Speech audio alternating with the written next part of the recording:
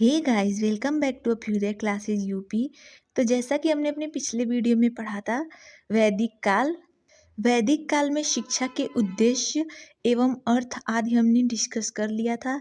And video काफ़ी बड़ी हो जाने की वजह से जिसको हमने 2 पार्ट में डिवाइड कर दिया था। इसमें पार्ट 1 में हमने वैदिक काल में शिक्षा के उद्देश्य आदि पढ़ा था। एंड पार्ट 2 जो ये हमारा वीडियो है, इसमें हम पढ़ेंगे वैदिक शिक्षा के क्षेत्र क्या क्या हैं। ओके। और अगर आपने वो वीडियो नहीं देखी है तो प्लीज़ एक बार से जाकर देख लीजिएगा ताकि ये आपको वीडियो अच्छे से समझ में आए। वीडियो की लिंक मैं डिस्क्रिप्शन में दे दूँगी, आप सभी एक बार ज़रूर से देख लीजिएगा। और अगर आप चैनल पर नए हैं तो please subscribe Abhyuday classes UP. Okay, चलिए अब देखते हैं वैदिक शिक्षा के क्षेत्र। वैदिक शिक्षा के क्षेत्र क्या क्या हैं वो हमें देखना है। स्त्री शिक्षा एवं व्यावसायिक शिक्षा, ये दो जो हमारे हैं वैदिक शिक्षा के क्षेत्र में आते हैं। तो अब हम इसे देखेंगे कि स्त्री शिक्षा किस प्रकार से वैदिक शिक्षा का क्षेत्र है और व्यावसायिक शिक्षा पढ़ेंगे। ओके, अब देखते हैं स्त्री शिक्षा। वैदिक काल में पुरुषों के समान स्त्रियों को भी शिक्षा ग्रहण करने का अधिकार प्राप्त था। स्त्रियों को वेदों का अध्ययन करने की पूर्ण स्वतंत्रता थी और वे पुरुषों के साथ यज्ञ में भाग लेती थीं। ओके, प्राचीन काल में अनेक विदुषी स्त्रियां थीं तथा घोषा, गार्गी, मैत्री, अपाला, विश्वरा, शकुंतला व अनुसुईया बालिकाओं को धर्म और साहित्य के अतिरिक्त नृत्य, संगीत, काव्य रचनाओं, वाद विवाद आदि की भी शिक्षा दी जाती थी। यद्यपि बालिकाओं के लिए पृथक विद्यालय की व्यवस्था नहीं थी तथा यह शिक्षा कुछ सीमा तक प्रचलन में था। ओके, इतना समझ में आ गया। अब देखते हैं उदाहरण। आत्रेय ने लव कुश के साथ वाल्मीकि जी के आश्रम में शिक्षा प्राप्त की थी। ओके, इतना समझ में आ गया। अब चलिए आगे देख लेते हैं। ऋग्वेद काल में स्त्रियों को पूर्ण स्वतंत्रता थी, यहाँ तक कि वह यज्ञ पूर्ण नहीं माना जाता था जो बिना अर्धांगिनी के संपादित किया जाता था। ऋग्वेद कालीन में बहुत सी विदुषी स्त्रियां थीं। यज्ञवल्क्य की 2 पत्नियां गार्गी व मैत्रेयी दोनों ही परम विदुषी थीं। ओके, स्त्रियों को ब्रह्मवादिनी कहा जाता था। वैदिक काल में अगर पूछे स्त्रियों को क्या कहा जाता था तो स्त्रियों को वैदिक काल में ब्रह्मवादिनी कहा जाता था। ओके, स्त्री शिक्षिकाएं, अध्यापिकाएं और आचार्य भी कहलाती थीं। ओके गाइस, इतना समझ में आ गया।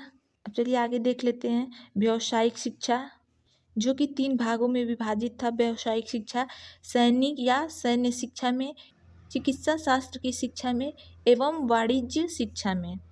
अब देखते हैं सबसे पहला सैनिक या सैन्य शिक्षा। ये शिक्षा व्यावसायिक आचार्यों द्वारा दी जाती थी।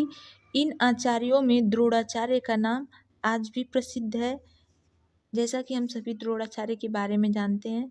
ओके, उत्तर भारत में तक्षशिला सैनिक शिक्षा का विख्यात केंद्र था। यह शिक्षा विशेष रूप से क्षत्रियों और राजकुमारों के लिए थी।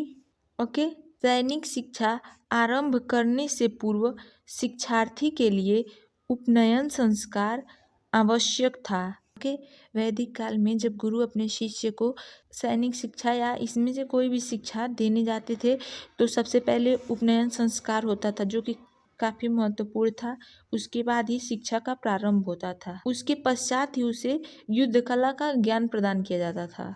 ओके, इतना समझ में आ गया। आई होप इतना आपको क्लियर हो गया होगा। अब चलिए आगे देखते हैं हम लोग, जो हमारा सेकेंड पॉइंट है चिकित्सा शास्त्र की शिक्षा।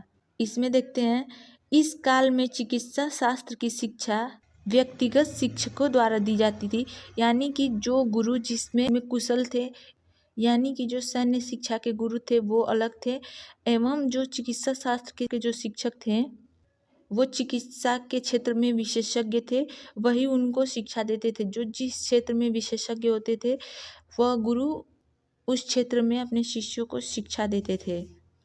तो चिकित्सा शास्त्र की शिक्षा एक चिकित्सा के विशेषज्ञ ही देते थे, इसीलिए इस काल में चिकित्सा शास्त्र की शिक्षा शिक्षा व्यक्तिगत शिक्षकों द्वारा ही दी जाती थी जो अपने विषय के विशेषज्ञ होते थे। ओके। चिकित्सा शास्त्र की शिक्षा आरंभ करने से पूर्व उपनयन संस्कार होता था। जैसा कि हमने अभी आगे देखा, सैन्य या सैनिक शिक्षा भी पूर्व होने से पहले उपनयन संस्कार होता था। इसीलिए जो प्राचीन काल में कोई भी शिक्षा ग्रहण करने से पहले, चाहे वो सैनिक या सैन्य शिक्षा हो या चिकित्सा या वाणिज्य शिक्षा, सब में पहले उपनयन संस्कार होता था। फिर गुरु अपने शिष्य को शिक्षा देना प्रारंभ करते थे। ओके, तो चलिए आगे देखते हैं। इस संस्कार के लिए उसी छात्र को योग्य समझा जाता था जो पूर्णतः स्वस्थ होता था। इसके अध्ययन की अवधि 8 वर्ष की थी। ओके, एवं इसके अध्ययन की अवधि जो थी वो 8 वर्ष की थी। यानी कि जो छात्र या शिष्य पूर्णतः स्वस्थ होता था उसे चिकित्सा शास्त्र की शिक्षा दी जाती थी और इसकी अवधि जो थी वो कुल 8 वर्ष की होती थी। उसके बाद शिक्षा पूर्ण माना जाता था। ओके गाइस, अब चलिए आगे देखते हैं वाणिज्य शिक्षा। यह शिक्षा वैश्यों के लिए थी। इस शिक्षा में क्रय विक्रय के नियम, आर्थिक एवं व्यापारिक भूगोल, विभिन्न क्षेत्रों की उपज एवं आवश्यकताएं, उपज क्षेत्रों व मंडियों को जानने के मार्ग इत्यादि। ओके, वैश्य बालकों को वाणिज्य की व्यवहारिक शिक्षा अपने पिता से और अपने घर की दुकान पर अनुभव तथा अभ्यास से प्राप्त होती थी। ओके, इतना क्लियर है। अब चलिए आगे देख लेते हैं वैदिक कालीन शिक्षा के प्रमुख गुण या विशेषताएं। वैदिक कालीन शिक्षा के प्रमुख गुण क्या थे और विशेषताएं क्या थी? ओके, देखिए, जो सबसे पहला पॉइंट है हमारा, निःशुल्क शिक्षा। शिक्षा का व्यापक अर्थ, उद्देश्य एवं पाठ्यचर्या।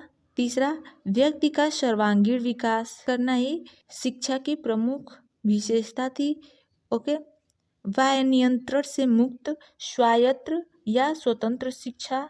विशिष्ट शिक्षा, उत्तम व प्रभावी शिक्षण विधियों का विकास, धर्म व सामाजिकता का समन्वय करना था एवं गुरु एवं शिष्यों का अनुशासित जीवन एवं उनके मध्य मधुर संबंध करना ही इसकी विशेषता थी। वैदिक कालीन शिक्षा के प्रमुख गुण या विशेषता थे। 9 जो है हमारा, संस्कृति का प्रसार व प्रशिक्षण। ओके, विशुद्ध भारतीय शिक्षा प्रणाली। ओके, अब आगे देख लेते हैं 11 पॉइंट, विद्यारंभ, उपनयन तथा समावर्तन संस्कार, विद्यालय भवन, प्रकृति से संपर्क, गुरुकुल प्रणाली, वैदिक शिक्षा आरंभ करने की आयु, अध्ययन की अवधि, शिक्षा सत्र और छुट्टियां, शिक्षा का स्वरूप, शिक्षण की विधि, शिक्षा न्यायिक पद्धति, छात्र जीवन संबंधी नियम यानी कि आदतें, दिनचर्या, खान पान, वेशभूषा आदि जो भी थी। उसके बाद दंड। ओके, इतना जो 22 पॉइंट्स हैं हमारे, वो वैदिक कालीन शिक्षा के प्रमुख गुण या विशेषताएं के अंतर्गत हम लिखेंगे। इसमें से जो भी पॉइंट आपको अच्छा लगे, समझ में आए, वो पॉइंट आप लिख सकते हैं और उसे आप अच्छे से डिफाइन भी कर सकते हैं।